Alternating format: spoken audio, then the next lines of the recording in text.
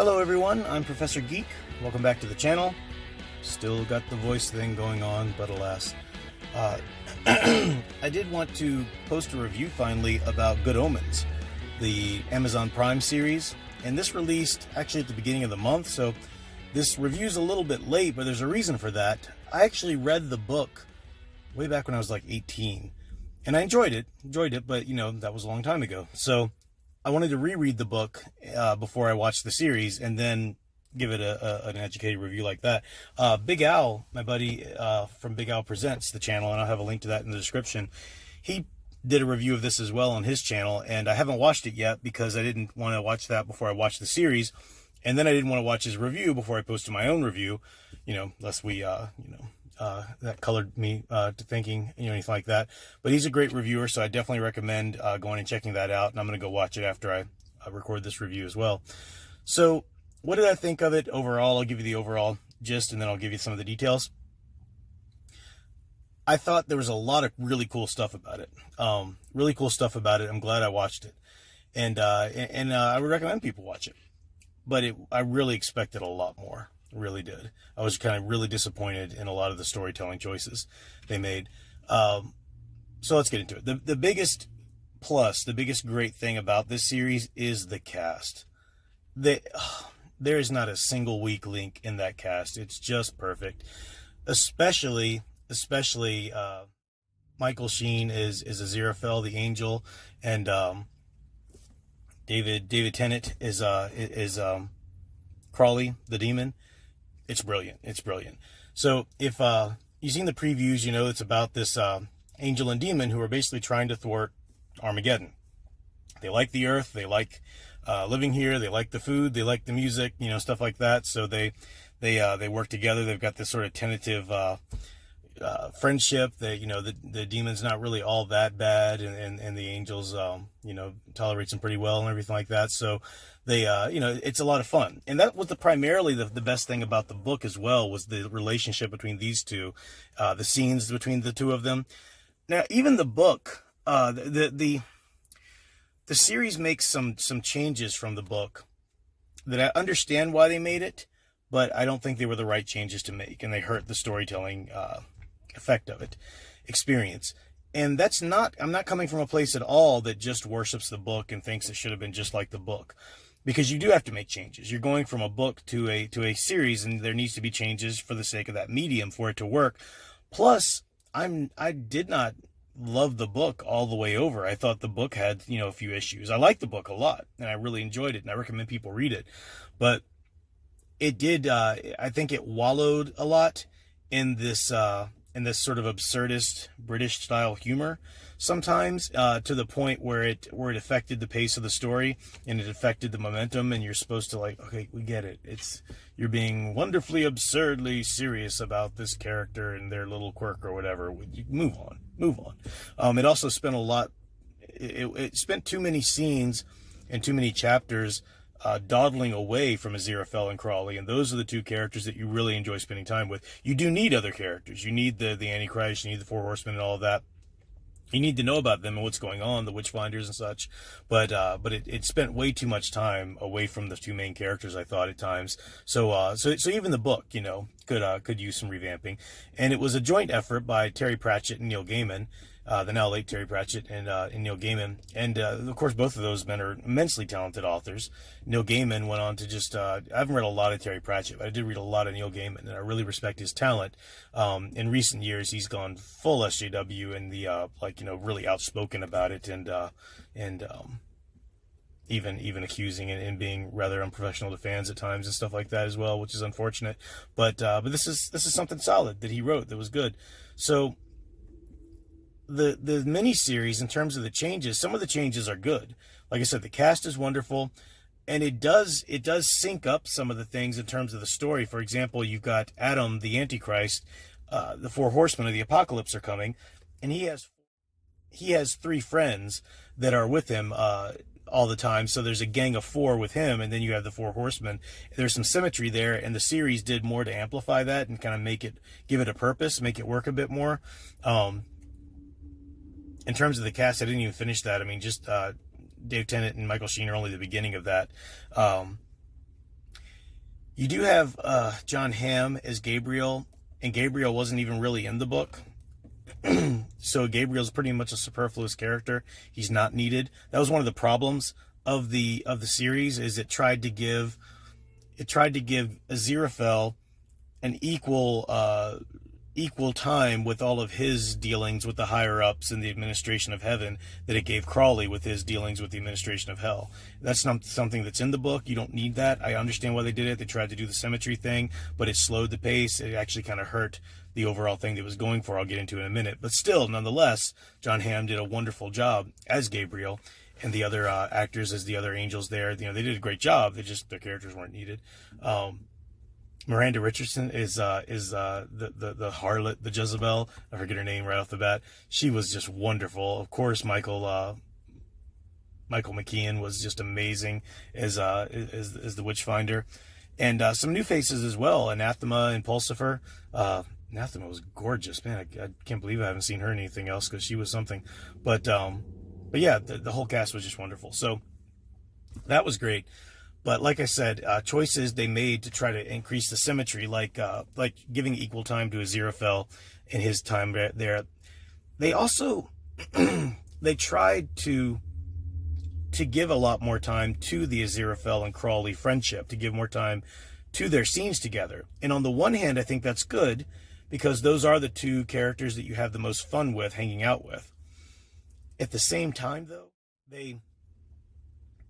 they developed their friendship past the point that it served the story. In fact, it started to bog down the story. There's a episode, I think it's episode 3, where the entire first half of the episode is just different scenes with the two of them throughout history. And then about halfway through the episode, you get the opening credits. Really bad pacing. The entire last episode is basically denouement. The climax is over. That entire last episode should have been wrapped up in 20 minutes. I did not need, a whole hour to get through all that kind of nonsense, and the things they add, and they try and add, okay, what happens to Aziraphale and Crawley, and how do they get through this? It took away from the fun and from the theme and from the point of the story.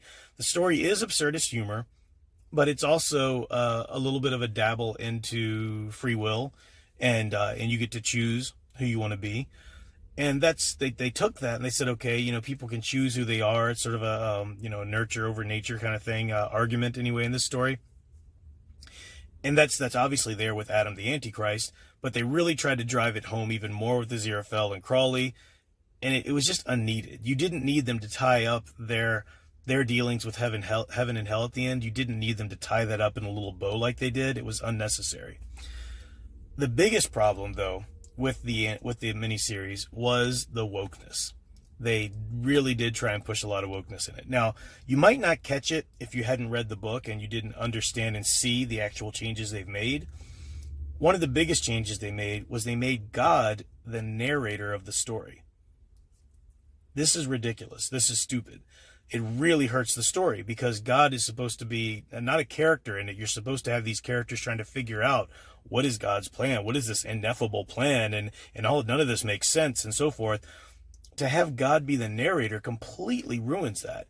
And then you realize the reason they wanted to make God the narrator is so they could make God a woman. Take that, patriarchy.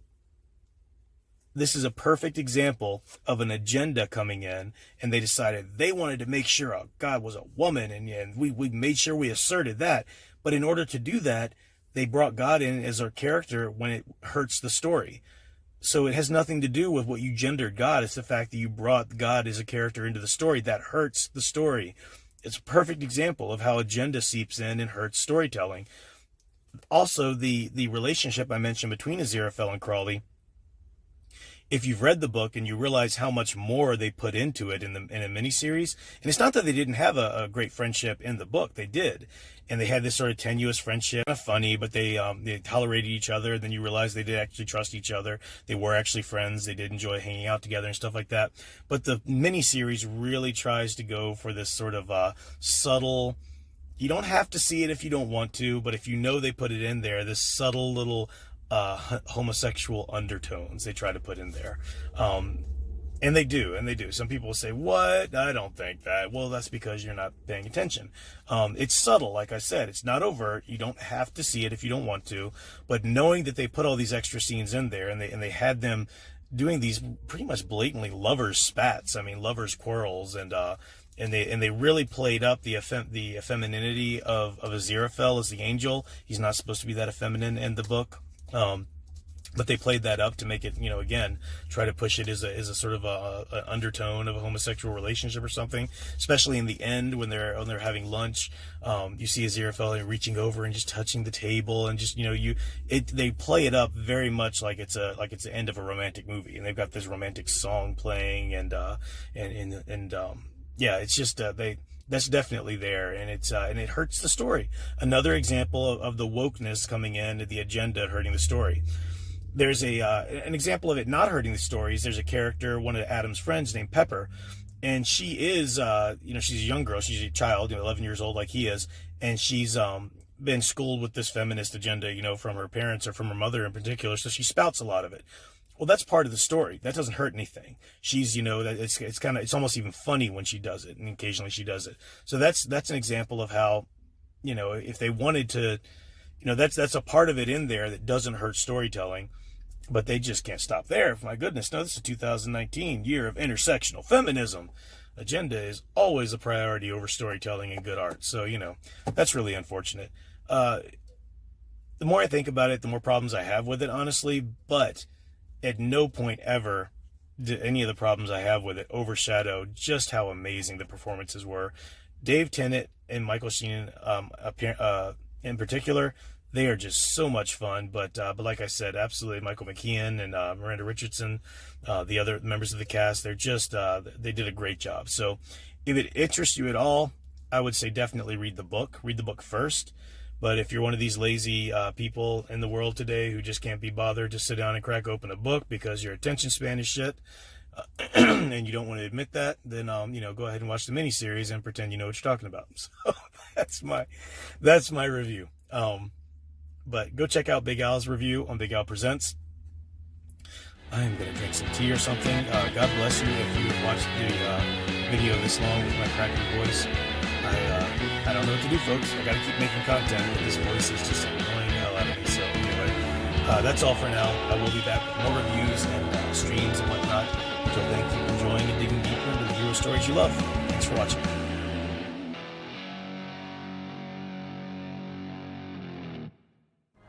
Do you like comics that are unafraid to portray women as feminine and men as masculine? Do you enjoy being entertained rather than preached to? If so, then you'll love my own graphic novel currently on Indiegogo. Tales from the Stacks is an anthology series in the vein of The Twilight Zone or Tales from the Crypt. It contains 3 uncanny tales to thrill and haunt you long after reading. With interior art by Dave T. and variant covers by John Malin, Kyle Ritter, and Kyung Lee, you have lots of options to choose from. You can find the link in the description below or search Indiegogo for Tales from the Stacks, and tell the comic industry you don't have to settle for their social agenda platforming. Thanks.